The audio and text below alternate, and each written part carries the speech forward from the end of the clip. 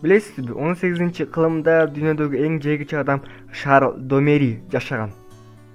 Төрөлгөндөн бери ал сейрек изилешүүчү полифагия оорусу менен ооругандыктан тойгон эмес. Ата-энеси тамак менен камсыз кыла албай 13 жашында аскерге кеткен. Ал жактан азык 3 эселеп алган. Анын үстүнө дагы күнүнө 2 килограмм чөп, бир жылда 174 мышык жеп, бир жолу дагы адамдын бутун жегенге аракеттенген. Ага карабастан өзүн жакшы сезип, аскердик кызматын бүтүргөн. Элестетиңиз, эгерде ар бир адам фастфудту гана жесечи. Фастфуд сөзү биринчи жолу 1921-жылдан баштап колдонулат. Азыр дүйнөдө тез татым жайларынын миңдеген түрлөрү бар. Бир гана Макдональдстын дүйнө жүзү боюнча 35 000 жайы бар. Биздин учурда алардын саны миллиондоп өсөт. Жер калкынын 1% туруктуу фастфуд жейт. Биздин учурда алардын баары фастфуд жемек.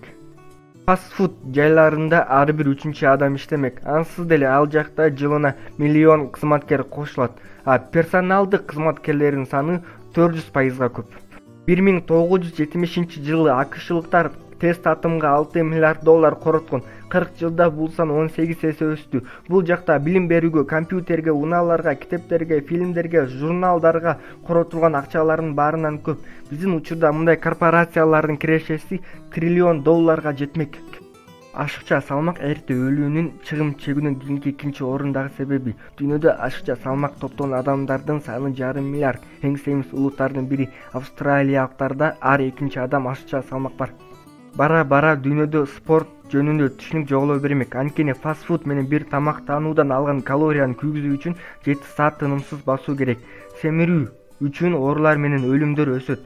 Айыл чарба жаныбарлардын саны өсмөк. Анткени дүйнөдө жылына 2,5 миллиард гамбургерди жасоого 453 миллион килограмм уу эти керек. Ал 5 миллион уйга барабар. Малдын мындай өлчөмү жер үчүн ашыкча болуп жатат. Азыр деле мал чарбачылык экологияга таасирин берип жатат. Ошондо фастфуд жеген туура эмеспи? Албетте ооба.